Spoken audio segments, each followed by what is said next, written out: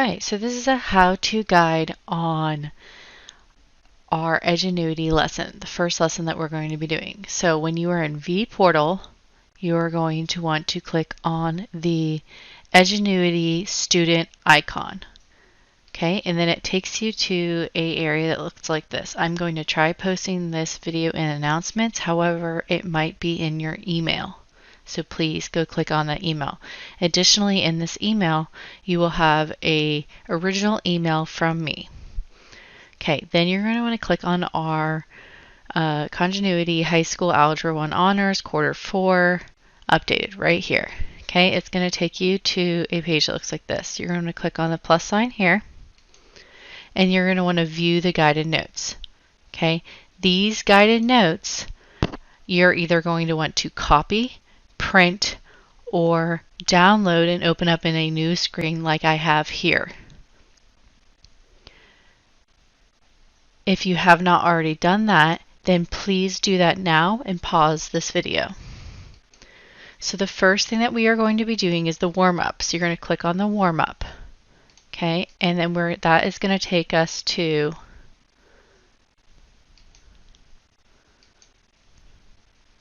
the warm-up. I already have completed it, so I'm going to have to wait. Alright, so now that we have the warm-up up and running, we're going to have our warm-up in one screen and then our notes in the other screen. Or remember that you can print these notes or copy them on a sheet of paper, or you can always use the notes up here.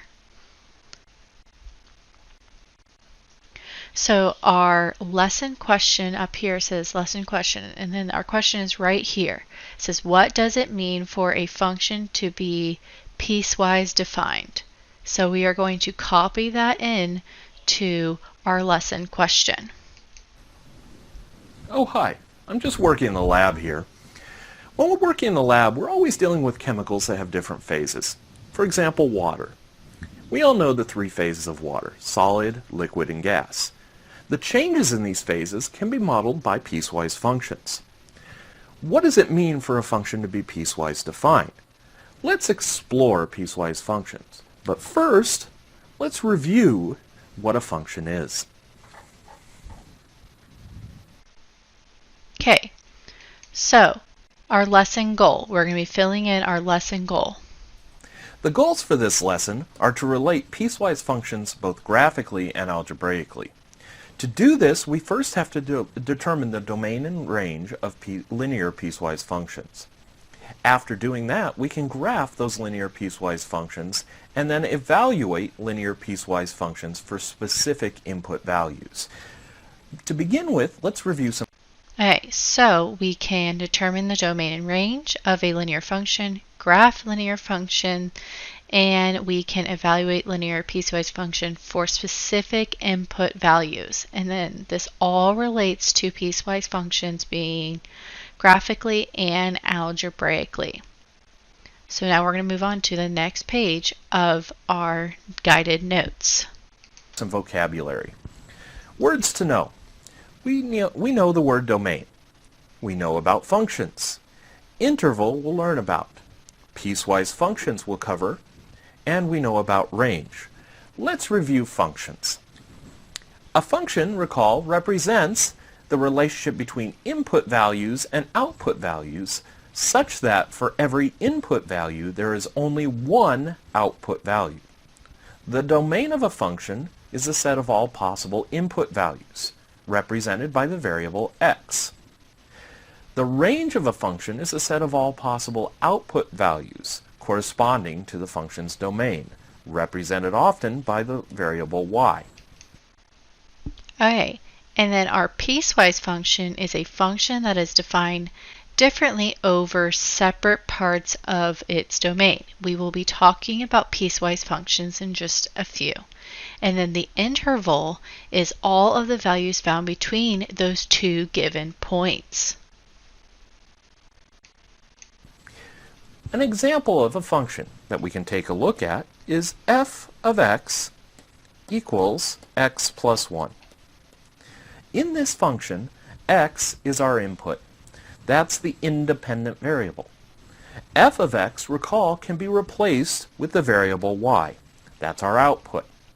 So if I were to pick an input value, say x equals 0, and plug that in, we would get 0 plus 1, or f of x, or y, equals 1. That's our output. Together, these form an ordered pair which can be shown on a graph to express the relationship between the domain and the range of this function. Right now, go ahead and review by analyzing a graph of a function. Alright, so we're going to look at this graph here. Okay, so we have f of x equals 1/2 x plus 3. This is a traditional function, okay, where our y-intercept is 3 and our slope is 1/2. So our domain is going to be all real numbers, and our range is also going to be all real numbers, because with a traditional linear function, as our x value approaches positive infinity, we will go on forever, and as it goes to negative infinity, it will go on forever. And same thing with my y's. Okay, so these two down here will not be the answers, because these have restrictions. Okay, then if we look, okay, f of x, or f of 2 equals 4. So we're going to plug in a 2 for x, okay, right here, 2, and find the y value, which is 4. And that is a true statement. We would plug in the 2 for x, not put it on the front. So this would not be the answer. Okay, now we are going to be going on to the next activity. With our guided notes, this is the instruction portion of our guided notes. We're going to be filling in this portion of our guided notes.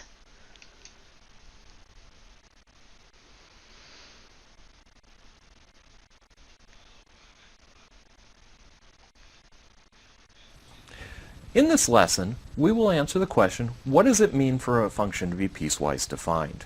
We just reviewed functions. Those functions were defined the same for all inputs, but not all functions are. Think about going to the library. Going to the library can be represented by 3 distinct activities: going to the library, being at the library, and coming home from the library. Let's take a look at this in more detail with a graph. Okay. 2. Go ahead and try this functions. Lena walked for 0.5 hours and an average speed of 4 miles per hour to the library, which is 2 miles away. So her input was half an hour. The output she got was 2 miles. So Alright, so this is represented here where we start at 0, because that's how she's at home, and then she would go for a half an hour. She would be at 2 miles, the distance. So we would have that function right here. we put a point there. Our first part of the graph goes from the origin, home, to the point 0.52.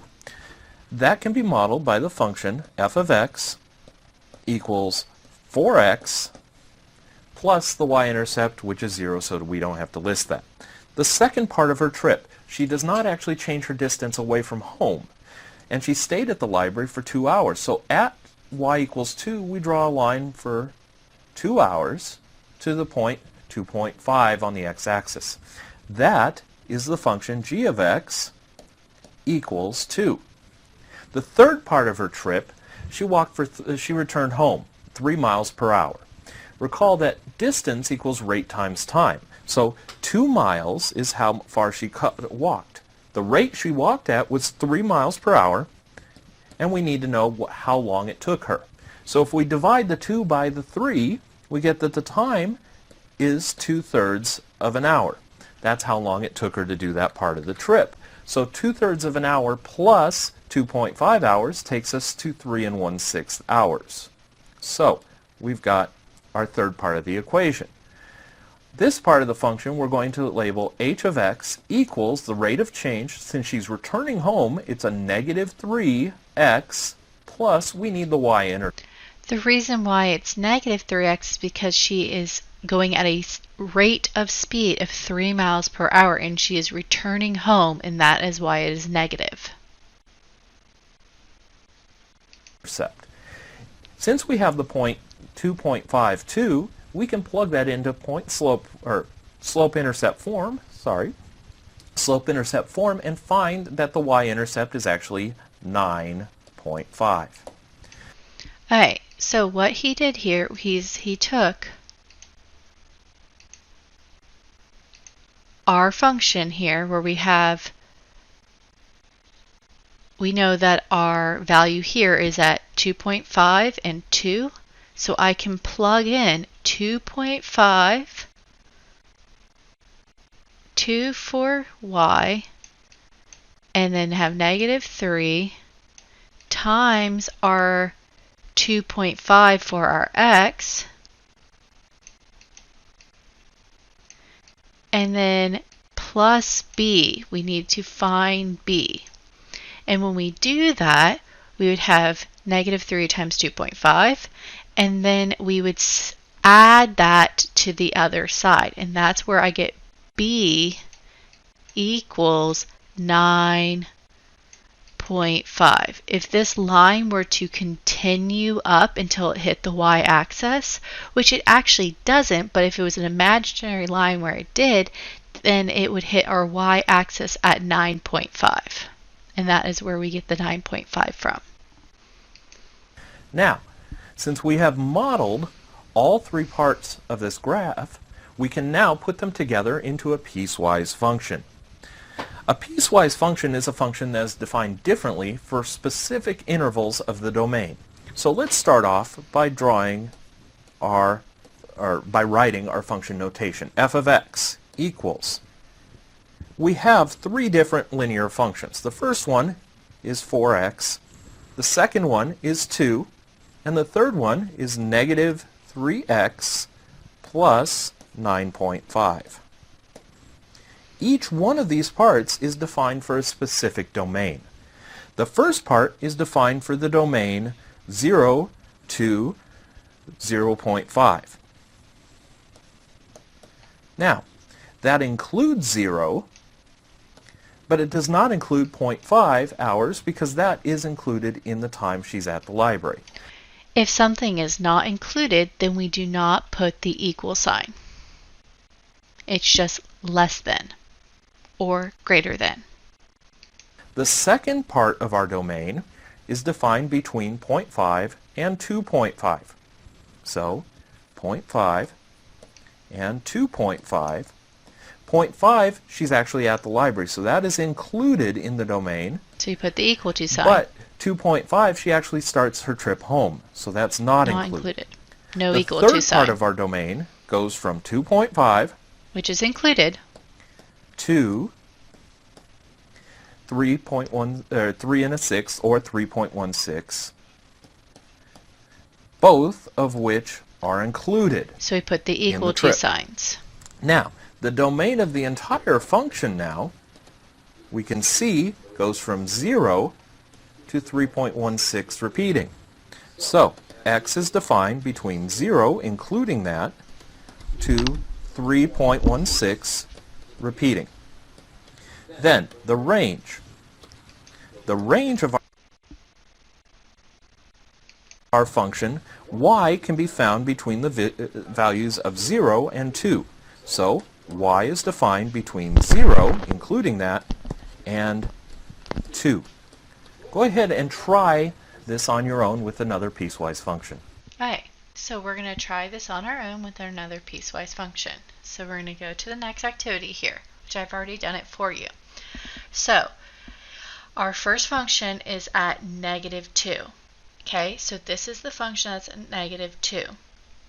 It starts at -10 for the y value, or the x value, I'm sorry, and goes until 0. They are open circles, so they are not included, so I do not have equal to signs. Then our second function here is 2x plus 1. So that starts at 1 and goes up to and over 1. And again, it does not include these values here, so they do not have equal to signs. So it starts at 0 and ends at 4, but does not include, so no equal to signs. And our third function here goes from 4 until 8. Again, does not have the equal to signs.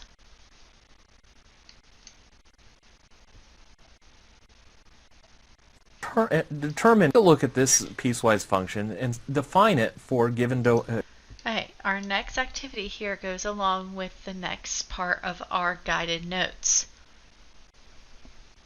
Okay, here we're going to write the function defined for the given graph, and then we're going to determine the domain of the function and the range of the function. Now let's take a look at this piecewise function and define it for given intervals of its domain. We're going to write the function definition for this graph. The first part of our graph starts at negative infinity on the x-axis and goes to 0. The formula for this, the equation for this line, would be y equals, it goes up 2 and over 5, so that's our slope, 2/5 x, plus our y-intercept we can see is 3. The closed circle means that it includes that. So let's start writing our piecewise function. F of x equals the set 2/5 x plus 3. And that is defined for the domain of negative infinity to 0, or x is less than or equal to 0. The second part. So this is everything that is less than or equal to 0. It includes the 0 because of the closed circle. Part of our graph goes from 0 to positive infinity on the x-axis.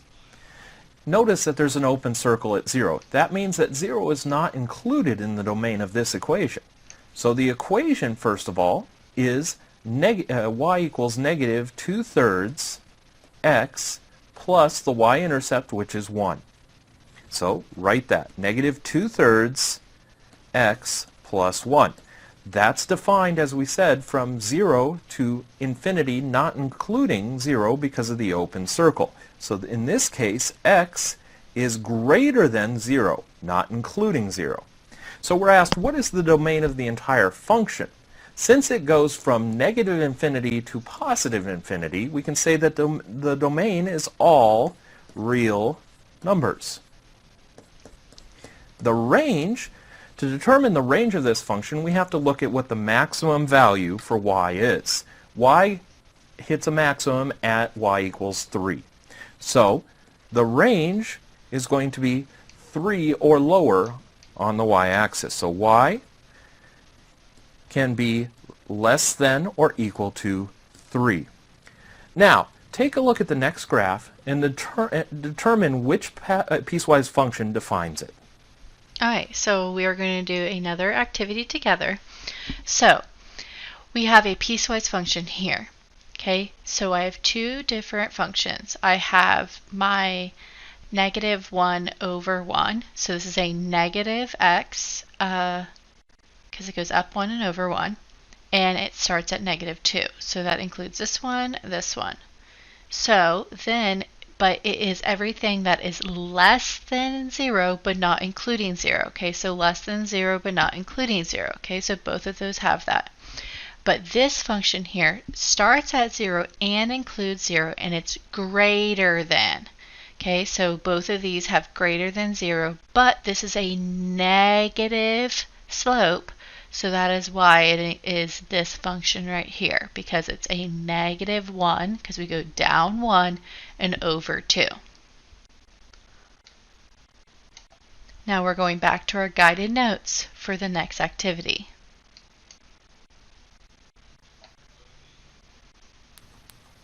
Now, what can we do if we need to find a specific function value at a given input?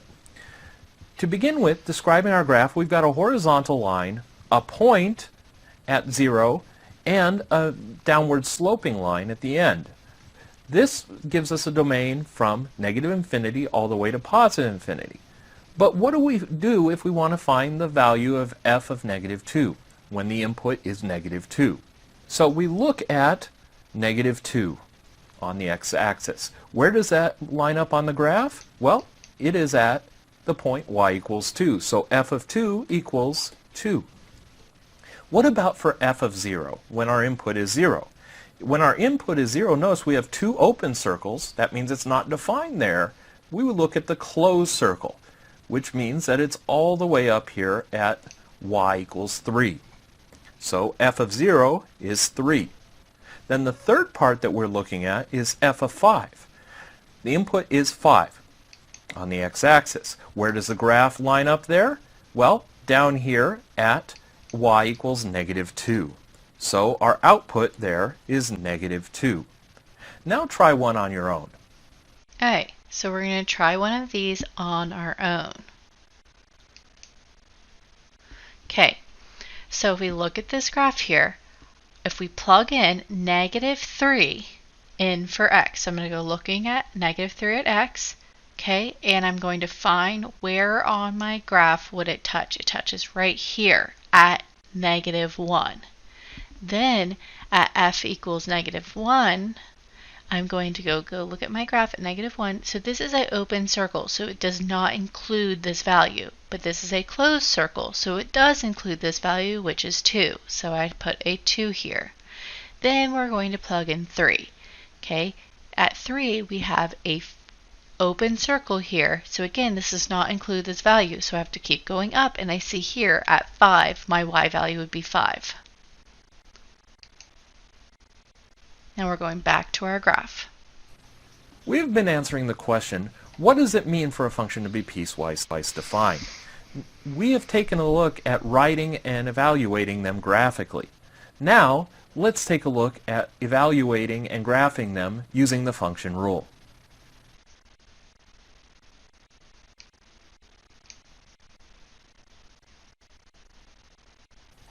Now let's evaluate a piecewise function. Consider this function f of x. To begin with, let's take the three different domain intervals and graph them on a number line. Now let's evaluate a piecewise function. Consider this function f of x. To begin with, let's take the three different domain intervals and graph them on a number line. Our lowest domain interval says that x is less than -4. So let's make sure we have -4 as our low value on that number line. Put 0. Now our highest interval on our domain is x is greater than 2. So we want to make sure that we have +2 on that number line. Now, let's begin by mapping our smallest domain interval here. X is less than -4. So since it's less than, not equal to, open circle going to the left. Now, the second interval, -4, less than or equal to x, less than or equal to 2. So we have closed circles at -4 and +2, connecting those. And our third interval, x is greater than 2. So open circle, since there's no equal to, draw a line over to the right. Now let's evaluate some inputs. If we have f of -4, which domain interval does that fall into? Well, our first domain interval says that x is less than -4, but does not include -4, so it's not in that interval. The second interval, -4, less than or equal to x, less than or equal to 2, includes the -4. So we're going to use this second rule for evaluating this. So -2 times -4 plus 3/5 gives us, well, a negative times a negative is a positive. This time it's +8. Plus 3/5. If we turn 8 into an improper fraction, we get an answer of 43/5. For our second input, 0. 0, we notice, falls in that same domain interval, -4 to 2. So we again have to use our second rule for the function. So -2 times 0 plus 3/5. Well, -2 times 0 is still 0. Gives us an answer of 3/5. And finally, our third input, 7/3. Well, 7/3 is slightly greater than 2. So that means that it's going to be part of our third domain interval here. X is greater than 2. So we use the third rule. 4/3 minus 7/3 is going to give us a -3/3, or -1. Now, you're going to try evaluating a piecewise function on your own. Remember, you must match your input to the proper domain interval.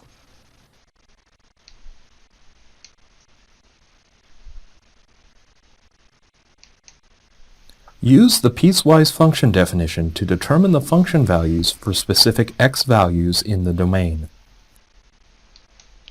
Alright, so our first function here is less than or equal to 0 or equal to 1, negative 1. So at negative 1, I'm going to draw a little dot.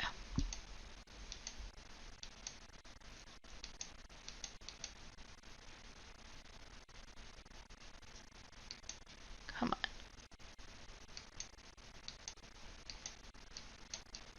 on. Or not. Alright. So at negative 7, okay, so that would be everything that is less than or equal to negative 1. Here is everything that is between negative 1 and negative or in positive 3. And then this is everything that's greater than or equal to 3. So at negative 3, okay, negative 3 would be less than negative 1. So it would have to go in the first function. So we're going to be plugging in a negative 3 here. Okay, so we're going to take 2 times negative 3, which is negative 6, and we're going to add it to 7 halves. Okay, so we have a 2 plus, or a negative 6 plus 7 over 2. So we have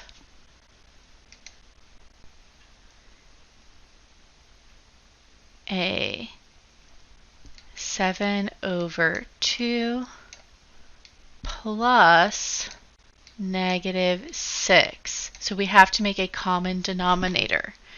So our common denominator can be 2. So we can have 7 over 2 plus negative 12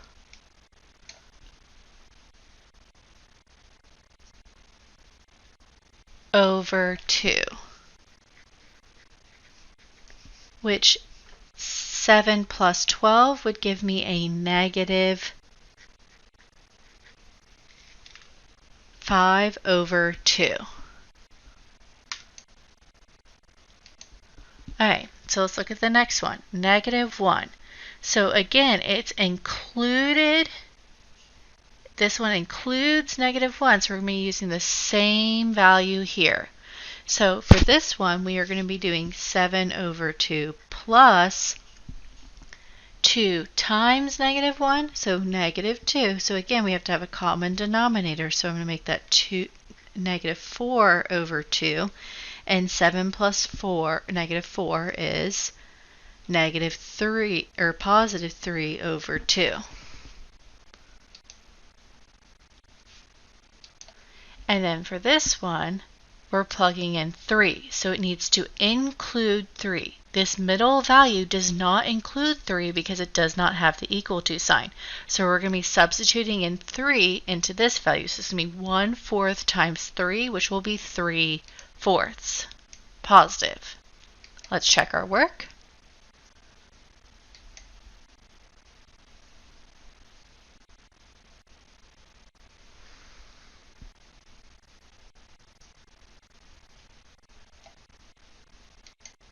Use the piecewise function definition to determine the function values for specific x values in the domain.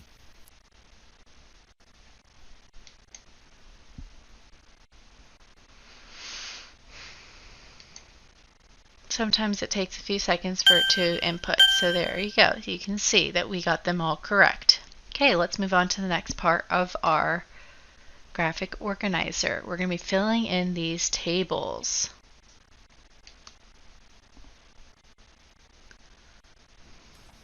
Now let's use tables to graph a piecewise defined function. Here we have function f of x.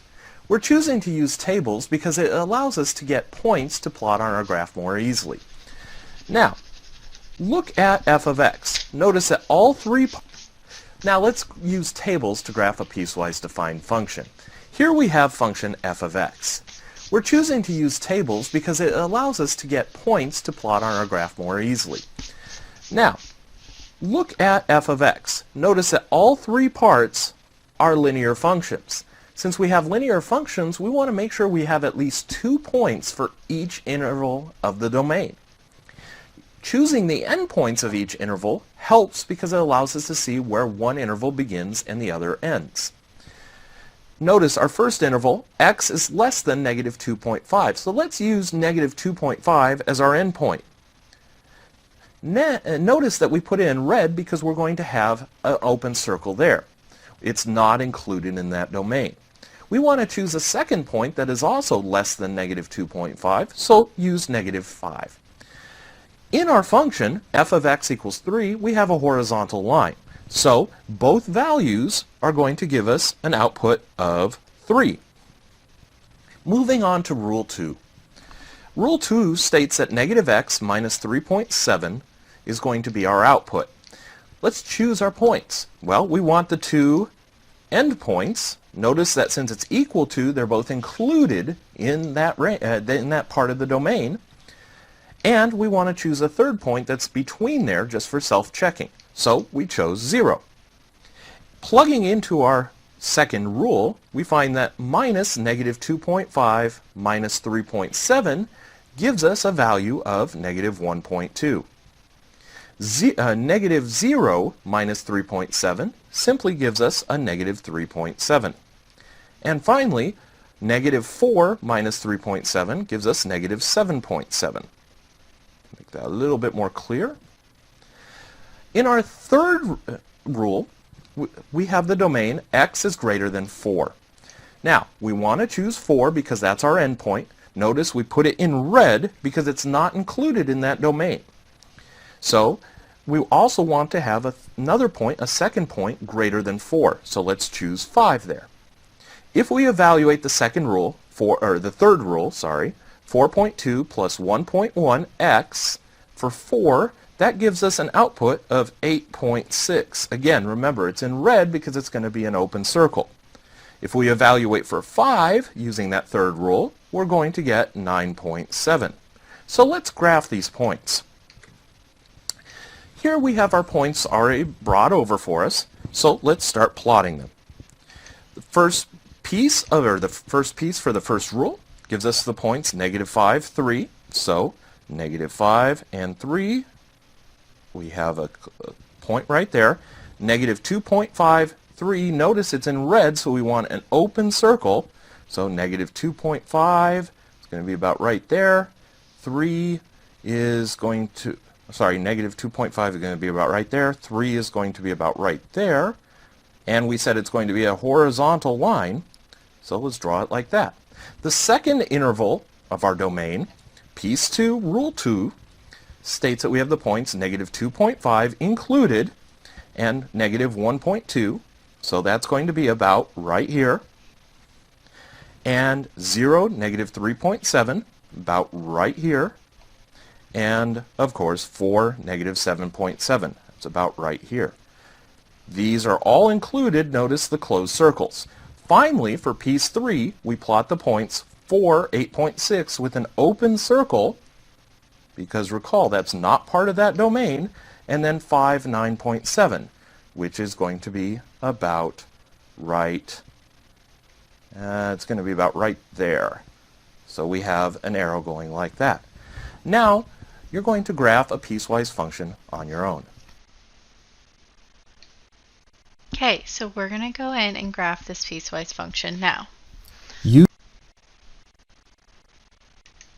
Use the piecewise function definition to graph the function. Use the piecewise function definition to graph the function. Okay, so which graph represents the piecewise function defined?